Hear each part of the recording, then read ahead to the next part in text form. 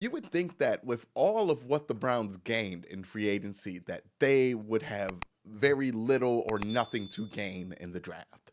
But that would be a bad assumption. While the Browns didn't have a lot of glaring needs, they did have a few things they needed to get off the checklist in order to add that extra layer of polish that elite teams have. They needed to get deeper and more athletic at linebacker. They needed to find a replacement for Jabril Peppers at strong safety. They needed to get Denzel Ward a suitable running mate and add depth to the defensive backfield in order to make up for safety sufficiencies. They needed to vastly improve special teams. Some say at the kicker position, but most, if all, can agree that they needed to improve special teams tackling. So did John Dorsey add that extra layer of polish on this supercar of a team, or is this team bound to get a couple scratches? Let's jump into it.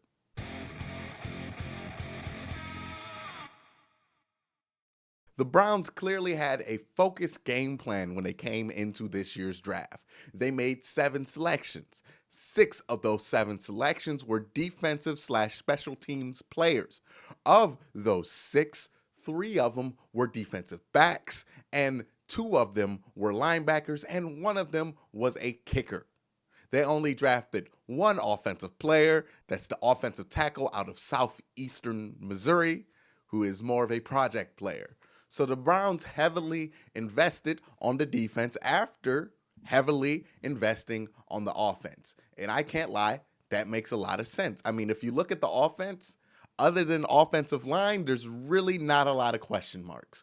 You have more than enough talent at wide receiver. You have more than enough talent at running back. You have a quarterback. So on offense, I could see how this team's set. So needless to say, I love the direction that the Browns took in this year's draft. It's what I've been saying since the middle of the season that they needed to do. They needed to draft a lot of linebackers and they needed to draft a lot of cornerbacks because those are the 2 positions when you have too many of them that end up playing on special teams. So even if the Browns didn't draft a bunch of immediate starters this year, which is realistic with how good and deep this team is, they still found people who can contribute on special teams, which was much needed last year. So before I get into all of that, I want to start with the first pick of the Browns draft in the 2nd round at number 46, Greedy Williams. So when the season ended last year and I saw Greedy Williams being mocked to the Browns at 17, I remember thinking that there's no way that Greedy Williams would be there at 17. That's not a guarantee to me. I didn't like that mock because I didn't think it was that realistic. So imagine my shock and delight when pick 46 comes around and Greedy Williams is still on the board. Now, this draft pick became a choice between Justin Lane and Greedy Williams. And ironically, Justin Lane, who grew up in Cleveland, is a Browns fan. Actually went to the Steelers, and Greedy Williams went to the Browns. So either way, we're going to see if John Dorsey made the right pick or if he made the wrong call here. Now, what I like about Greedy Williams is that he is a high ceiling player. He has insane potential. He is one of the most talented defensive backs in the entire draft, if not the most talented defensive back. He is 6'2", has long arms. He can cover anywhere. He's fast. He ran a 40 time in the high 4.3s. He is very athletic, has great press man technique, good ball instincts, is a ball hawk. He has a lot of great potential. He has shut down cornerback potential alongside somebody who has proven that they have shutdown ability in Denzel Ward. Where Greedy Williams gets knocked is that he's not very physical. He's not a great tackler. He's not going to be somebody who's going to stick their nose in the run game, which, you know, to me, I don't even really think is that much of a con because defensive backs aren't really known for leading their teams in tackles. I mean, that's what safeties, linebackers, and defensive linemen are for. Honestly, if the play gets to the defensive back, then it's already gone bad anyway. It don't matter if he can really tackle all that much. So if that's why Greedy Williams dropped, I'm really confused with the logic there. I think there has to be more going on to why he dropped, because I've heard people throw around this line of logic that kind of makes absolutely no sense to me. And it's this ideal that, oh, since Greedy Williams can't tackle, if you're the opposing team, all you have to do is run pitch run plays towards Greedy Williams, which doesn't make sense on a lot of levels, but mainly because Greedy Williams on the Browns, he's going to be a boundary side corner opposite of Denzel Ward, who's going to be your number one corner. Which means Greedy Williams is almost always going to be on the short side of the field. Now, one, that means you're going to be throwing a pitch to the short side of the field. Not a great idea. And also, sometimes the short side of the field is the same side of the field that Myles Garrett's on. So you're telling me that if you're an opposing team, you really are going to think it's a good idea to run a pitch play to the short side of the field towards Myles Garrett to get to Greedy Williams? Please do that. I'll take those 5 yards of loss any day of the week, because any offensive coordinator who thinks that's a great idea is stupid. So I can't wait till Cincinnati tries it. My other takeaway from this pick is that if you're an NFL executive, don't let John Dorsey into your house, because he will rob you. Think about what John Dorsey was able to accomplish magically here. He traded the number 17 overall pick to New York with Jabril Peppers, who is a role player, and got Odell Beckham. And then, without a first-round pick, somehow got the guy he was supposed to get with his first-round pick. I mean, in a world where John Dorsey's able to get Greedy Williams at 46 and Dave Gettleman is drafting Daniel Jones at number 6, it is just a great time to be alive, ain't it?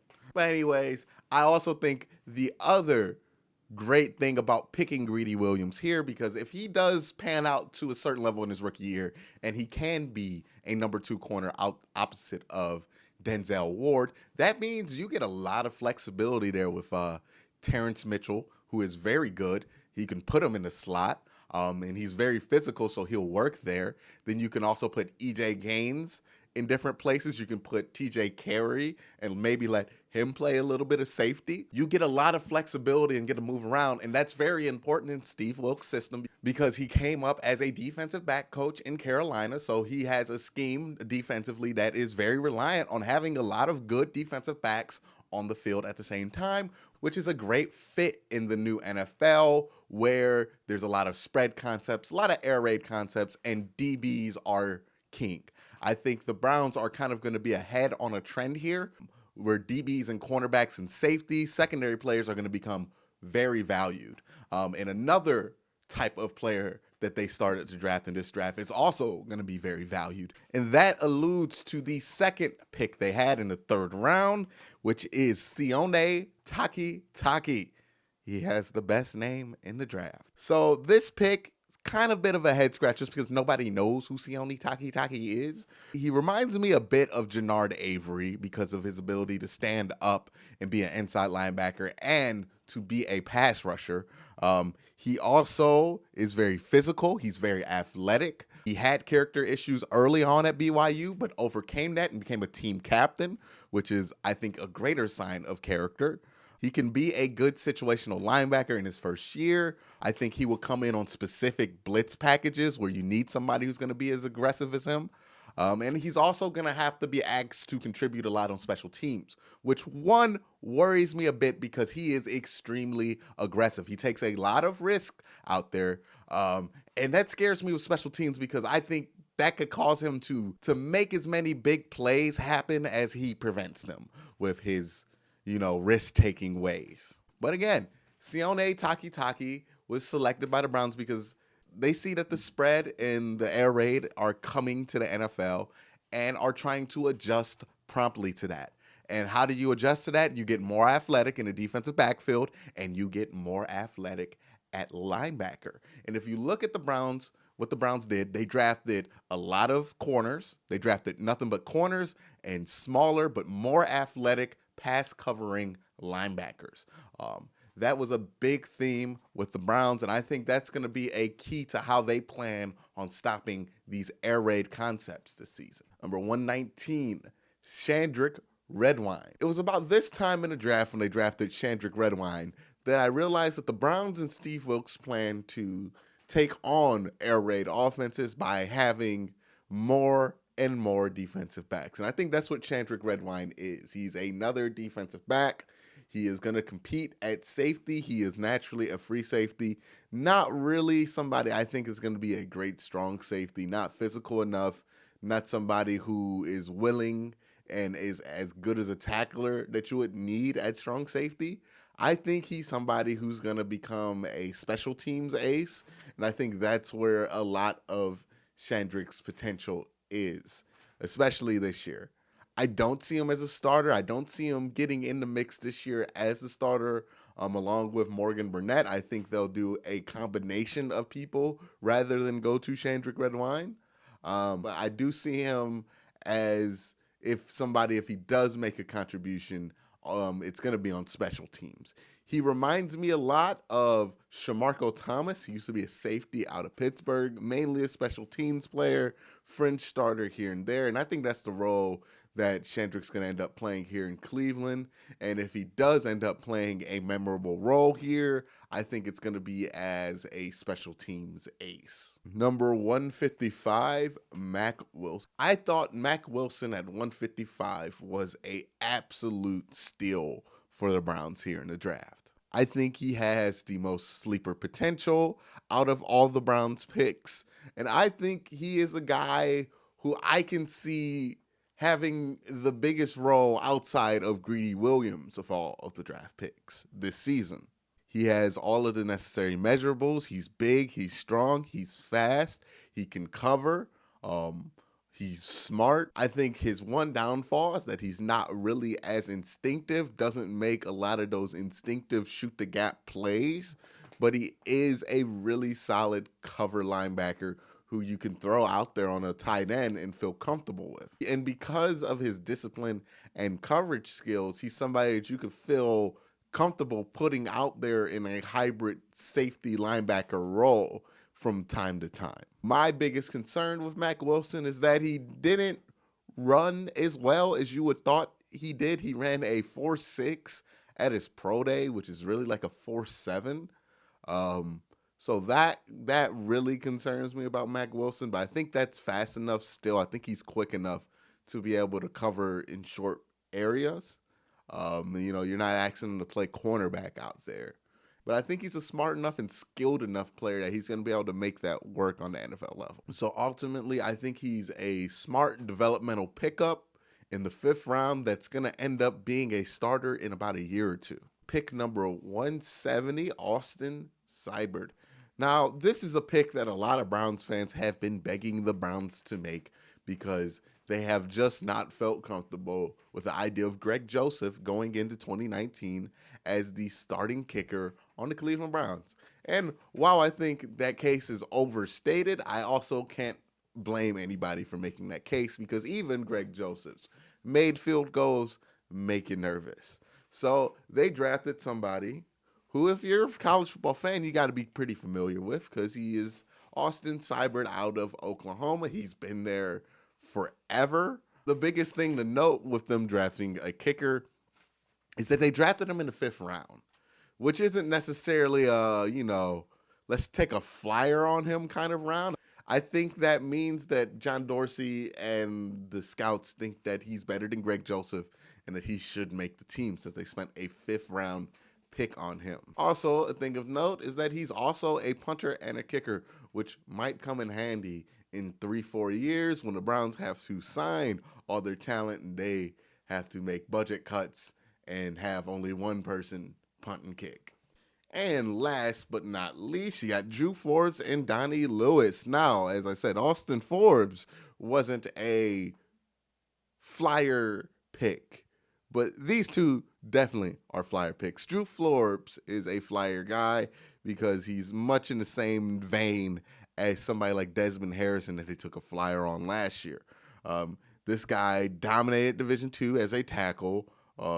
Scouts say that he projects more as a guard, and I think that this is just a guy you take a flyer on, see what you have in training camp, see if it's good enough that you have to keep him on the roster, or not, or if he still has to develop, you can just throw him on your practice squad. This is just somebody you just take the flyer on, see what happens, see what he develops into, see if you've stumbled upon a hidden gem. And I think that's also the ideal behind Donnie Lewis. A little bit bigger of a corner out of Tulane. Did struggle in the game against Ohio State, but did have good tape against Houston. Obviously, not even somebody you're going to want to start or play at corner this year. Definitely not somebody that I think is going to be making much of a mark on special teams either. I think he's just, again, another developmental guy that they're going to try to develop behind the scenes. Steve Wilkes must have liked him, or the defensive back coach, and they see something in him. They want to, work with them and see if there's something there, that there's really a gem there. So again, not sure if these guys are really going to contribute this season to the Cleveland Browns. I don't think they're really meant to. I think they're just guys that, the Browns kind of want to take a flyer on. And hey, if you stumble upon something, you do. It's a 7th and 6th round pick. Who really cares?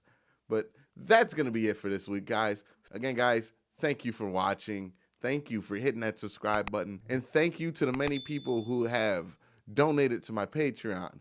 And if you're interested in having your name at the bottom of the ticker that scrolls throughout the episode, and if you have a buck or two to spare, please consider checking out the Patreon link and donating $1 or $2 a month. It really helps out, helps keep the light on, it helps keep this show going and flowing.